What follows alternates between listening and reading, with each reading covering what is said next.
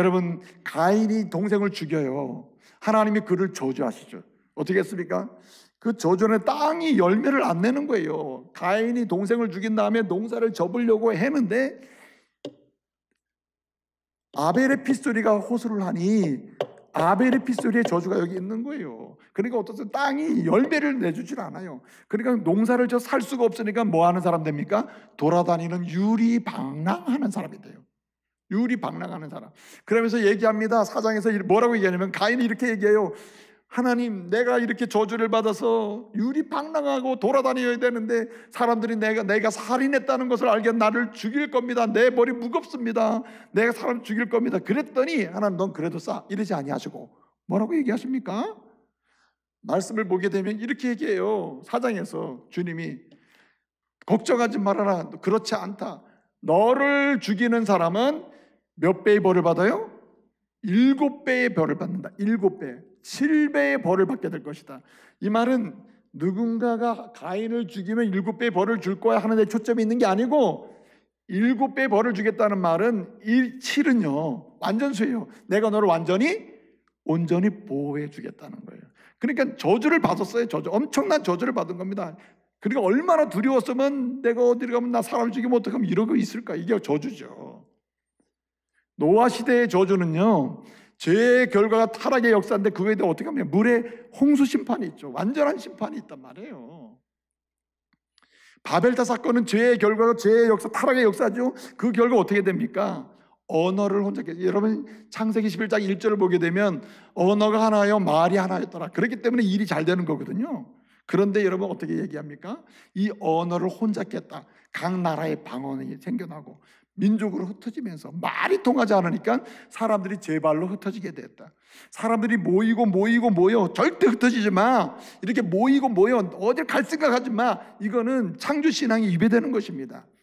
여러분 정복하고 다스릴 때 그것은 뭡니까?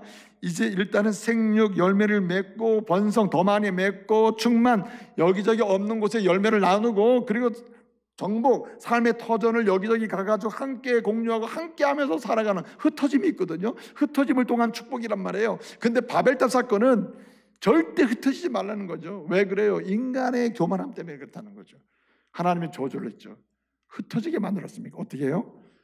언어가 분산되겠다. 이 저주죠. 여러분 보세요. 이런 죄의 역사, 타락의 역사, 하나님의 심판이 있으니까 희망이 없다, 소망이 없다, 미래가 안 보이는 거예요. 근데 드리고자 하는 말씀은 인간 역사는 죄의 역사, 타락의 역사의 심판의 역사로 종결이 되는데 이게 인간의 역사가 전부가 아니라는 거예요. 여기에는 뭐가 숨어 있느냐? 하나님은 죄에 대해서 심판하고 죄에 대해서 심판하심에도 불구하고 주님은 긍휼히 여기사 여러분 은혜를 주시는 줄 믿으시기 바랍니다. 그래서 이 은혜를 믿음으로 받는 사람이 승리하게 될 줄로 믿으시기 바랍니다. 여러분 하나님은 긍휼히 계시는 분이에요. 여러분 아담과 하와가 타락했어요. 타락하고 나니까 내가 부끄러운 존재, 죄 많은 존재예요. 어디 그냥 보이는 그 상태로 보면 정말 수치스러워서 너무 죄악 가운데 있기 때문에 그래서 자기 몸을 가려요. 자기 몸을 가립니다. 근데 뭘로 가렸다 그랬습니까? 무화과 나뭇잎으로 가렸죠. 나뭇잎으로 옷을 만들어 입어본들 반나절도 못 가는 거 아니에요. 햇빛만 나면 다 말라 비틀어져 다 떨어지는 거 아닙니까? 이거 인간의 한계죠. 우리가 우리의 문제를 해결해 보려고 하는데 해결이 안 되는 겁니다. 그래서 절망이죠. 여러분 이 상태에서 에덴 동산에 쫓겨나는 상황이 벌어지니 어떻게 되는 겁니까? 그야말로 죽음이죠. 죽음이 오지만 살아있으라 그것도 죽음 상태가 되는 거예요.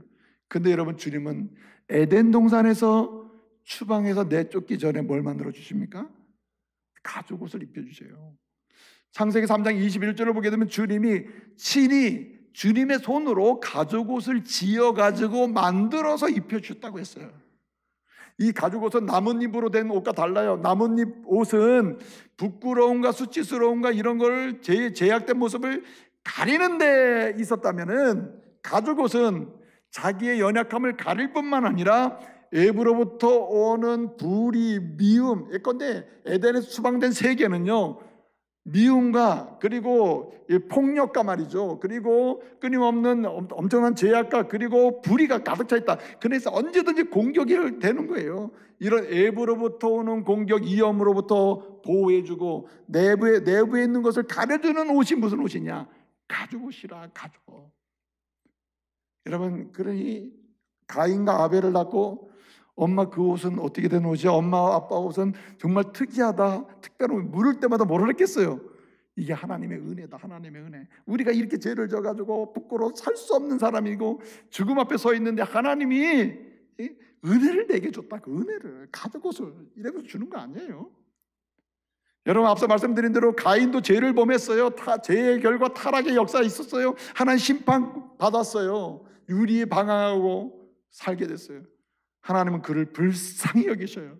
그냥 끝내고 죄의 역사로 타락의 역사로 심판의 역사 끝내버리지 않으시고 주님은 긍휼히 여기시고 은혜를 베푸셔요. 절대 걱정하지 말아라. 7배 벌을 받는다. 너를 죽인 사람. 이 말은 내가 너를 지켜주겠다. 지켜준다. 내가 비록 죄를 범하고 부끄러운 일을 당하고 심판 앞에 섰으나 내 심판을 받지만 내가 너를 지켜주겠다고 하셔요. 이게 이율배반적이에요. 너무 놀라운 비밀이 여기 숨어져 있는 거예요. 여러분, 노아를 보세요. 물의 홍수 사건에 노아가 살아나요. 자, 직접적으로 표현했어요. 창세기 6장 8절을 보게 되면 이렇게 죄악이 간용해서 죄의 역사는 타락의 역사죠. 타락의 역사는 심판의 역사로 끝나는데 이 끝나는 인류가 끝나는 겁니다. 모든 인류가 죽어요, 심판으로. 그런데 주님은 인류를 축복하셔요. 긍휼히 여기사 6장 8절에 그러나 노아는 하나님께 뭘 입었더라? 은혜를 입었더라. 은혜를 입었다 그랬어요. 은혜. 그래서 여러분, 이 은혜를 입은 표시가 무엇입니까? 무지개 언약을 보여줘요. 다시는 물로 심판하지 않는다. 너의 미래는 내가 보장한다는 거 아닙니까? 여러분, 바벨탑 사건을 보게 되면 바벨탑 사건은 언어의 혼잡 사건이 일어나요. 언어가 흩어지게 만들어요.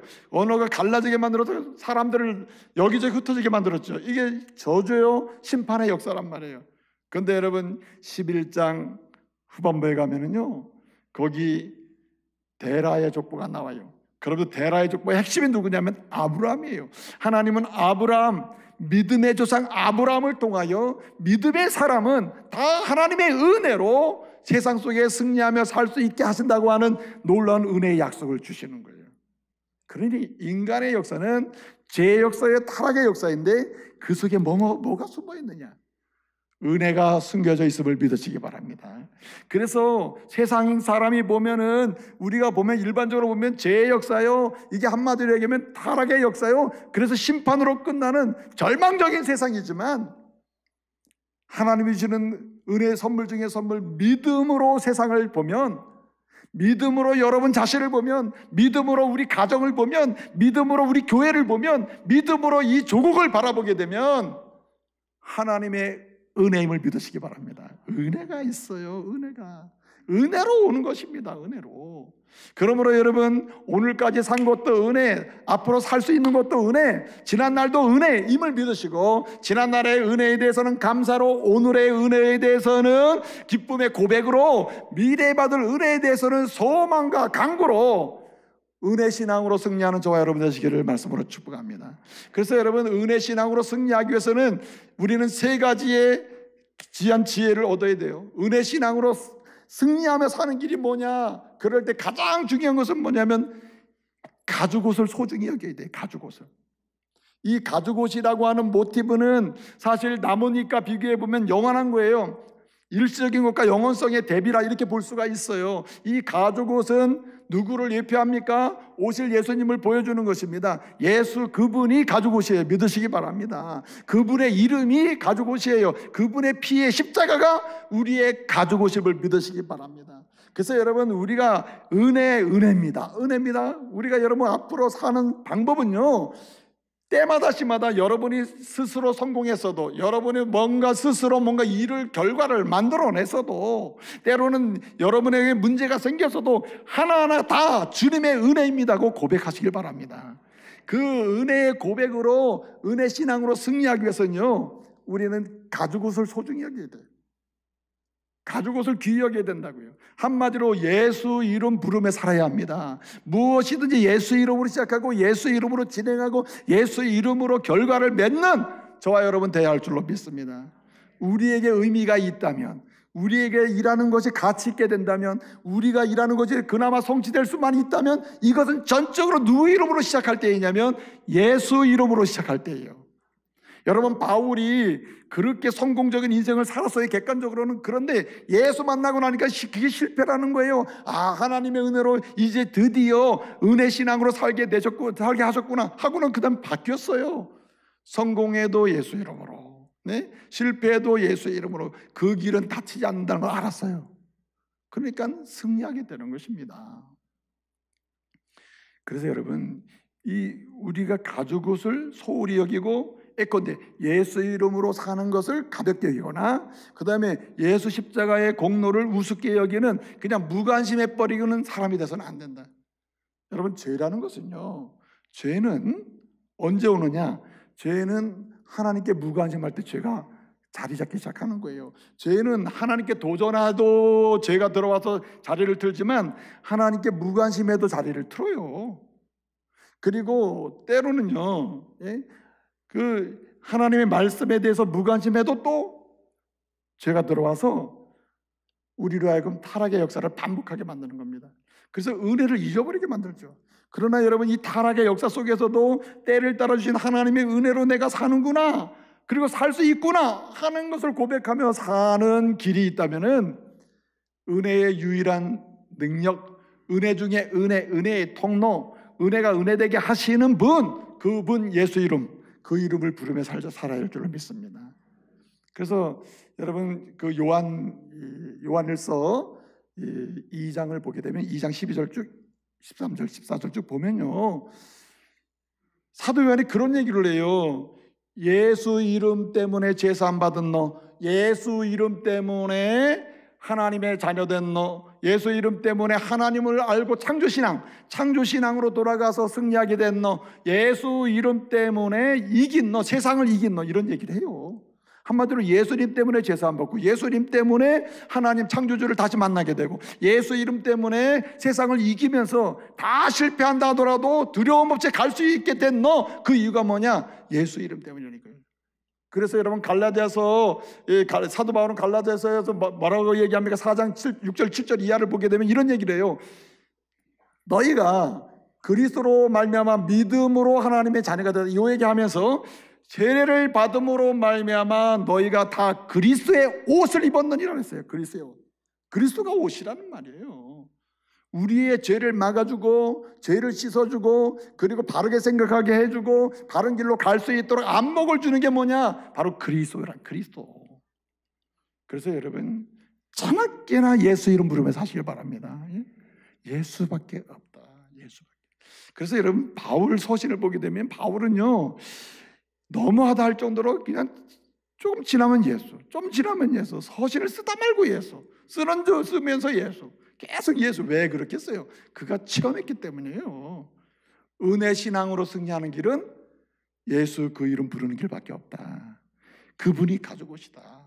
외부로부터 시험을 막아주고 내부로부터 일어나는 온갖 제약된 갈등조차도 씻어주고 정케하는 능력이 그리스도라는 사실이에요. 그래서 여러분, 그리스도의 이름 앞에는 어떻습니까? 걷지 못하는 자가 걸어요. 죽은 자가 살아나요. 네? 못 보는 자가 보게 돼요. 무너진 심령이 일어나서 용기 있게 걷게 돼요. 그래서 예수 이름이에요. 그 다음에 또 한 가지 오늘 말씀 보게 되면요, 이 바벨탑 사건을 통해서 보면 바벨에서 언어 혼잡이 있었잖아요. 저주로 언어가 갈라지게 되고 소통이 안 되니까 흩어지게 된단 말이에요. 그런데 여러분, 사도행전 2장을 보게 되면 이렇게 언어가 흩어져서, 언어가 서로 다른 언어를 쓰니까 흩어졌잖아요. 이게 저주인데, 이 언어가 갈라지면서 흩어지는 이 저주가 회복되는 역사가 언제 일어납니까? 성령이 오심으로 예수 이름을 고백할 때 일어나는 거예요. 그러니까 두 번째 방법이 있다면 예수 이름으로 하나님과 소통하며 사시기를 바랍니다. 사람이 소통이 되면요, 못할 일이 없어요. 여러분, 바벨탑을 그나마 인간적인 교만을 극대화시키면서 이 바벨탑을 쌓을 수 있었던 이유는 뭐냐면, 창세기 11장 1절대로 말이 하나고 언어가 하나니까 막 소통이 되는 거예요. 나쁜 쪽으로 소통이 되니까 그런 탑을 만들어 버리는 거예요. 근데 여러분, 은혜 신앙으로 승리하기 위해서는 어떻게 해야 되느냐?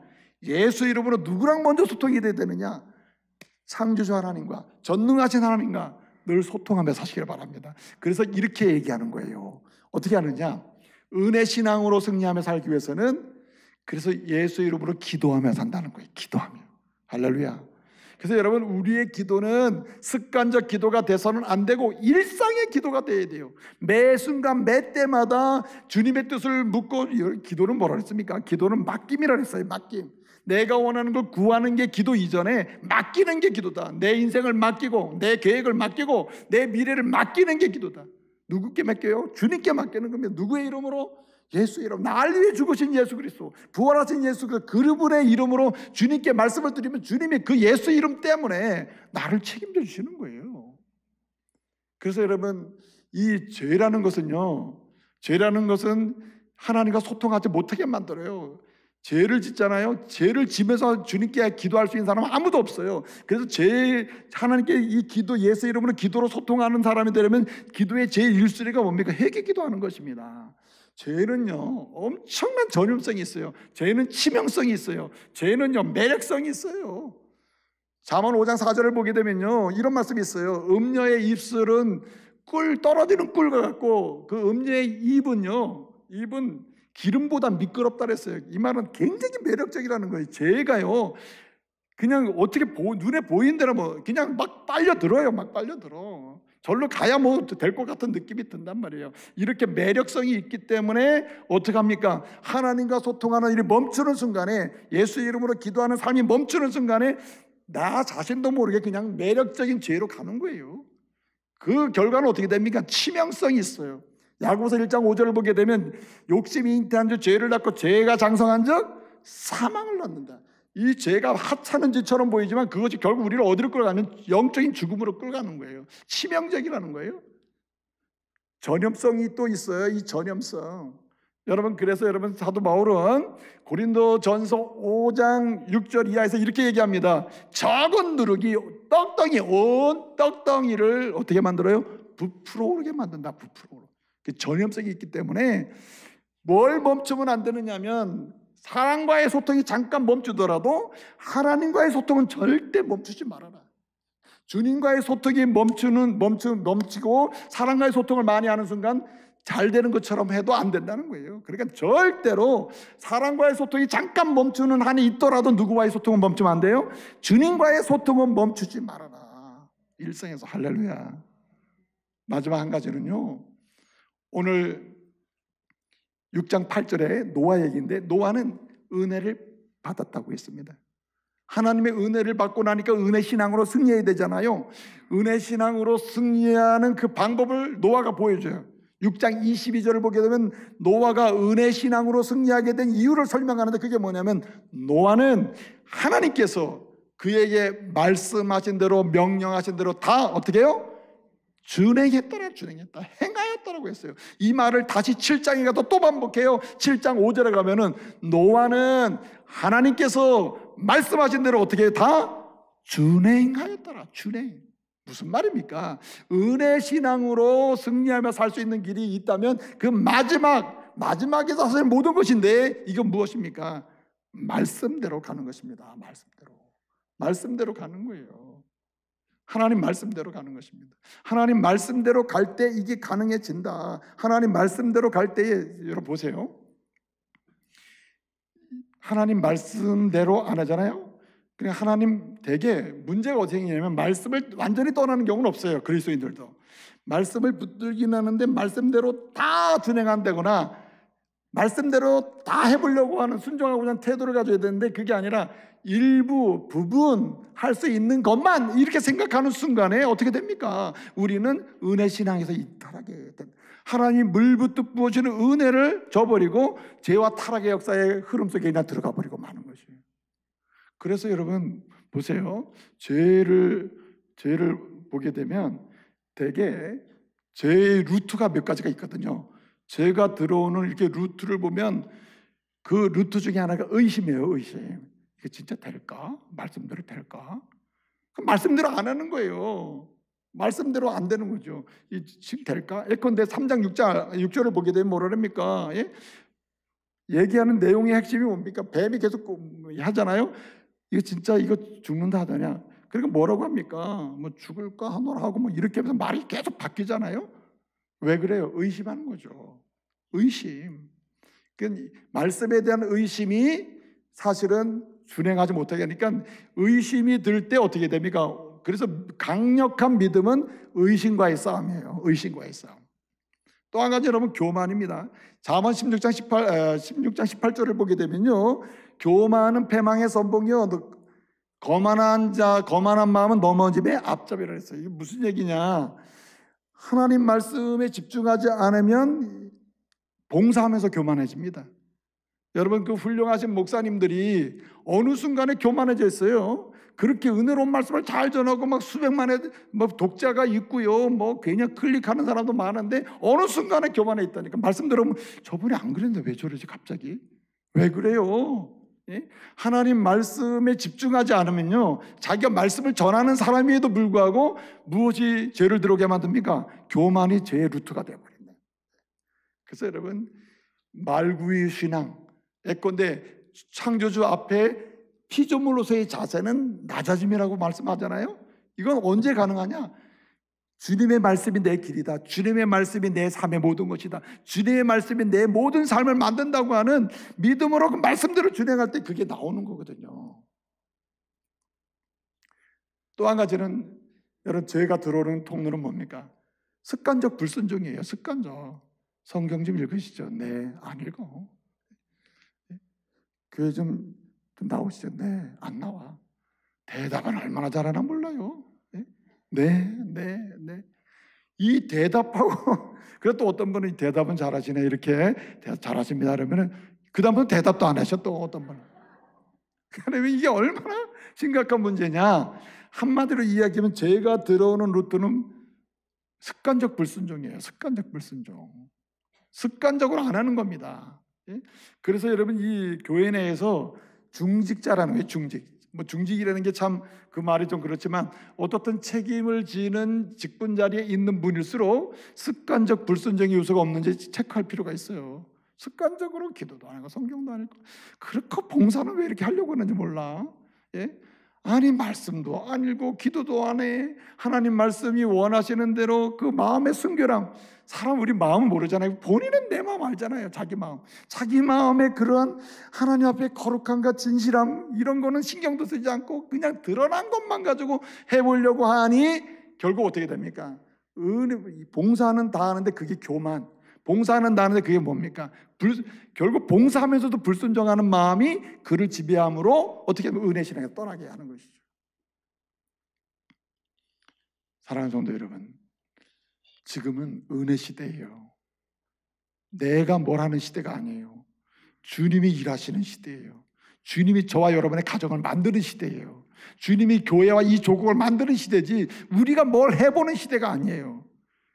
주님이 일하심을 신뢰하고 주님이 역사하심을 신뢰하고 주님께 전적으로 맡기면서 그 은혜로 일상의 삶을 승리해가는 저와 여러분 되시길 바랍니다. 방법은 예수 이름밖에 없어요. 영원한 가족은 그 이름으로 내 옷을 입어야 되고요. 그리고 그 이름으로 쉬지 않고 전능하신 하나님과 소통이 돼야 돼요. 다른 소통이 다 멈출지라도 하나님과의 소통은 절대 중단시키지 말아야 돼요. 그리고 어떡합니까? 그분의 말씀이라면, 그분의 계명이라면, 그분의 명령이라면, 그분이 주시는 말씀이라면 이유 불문 들은 대로 즉각적으로 전부 그냥 끝까지 다 노아처럼 준행하고자 하는 그런 성도 되시기를 말씀으로 축복합니다.